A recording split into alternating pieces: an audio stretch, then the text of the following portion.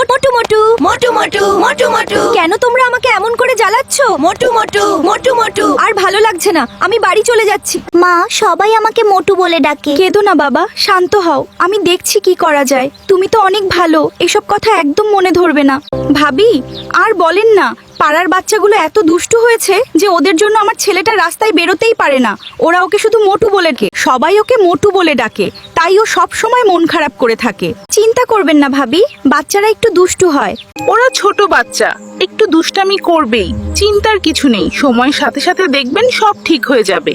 ও হে মোটু, আমাদের সাথে চলো না, আমরা খেলতে চাই। হ্যাঁ মোটু, তুমি চলো না, আমরা অনেক মজা করব। মোটু, চল খেলতে যাই। না, আমি যাব না, কারণ তোরা আমাকে মোটু বলিস। চলো আমরা মিলে এই সুন্দর পথটা ঘুরে দেখি। আমার সাথে এসো। ঠিক আছে, চলো।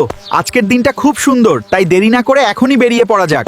এই বদমাশের দল, এখান থেকে চলে যা। এই মাঠে আমরা খেলবো, আমরা অনেকক্ষণ ধরে অপেক্ষা করছি, তাই এখনই তোমরা জায়গাটা ছেড়ে আমাদের জন্য খেলার সুযোগ করে দাও।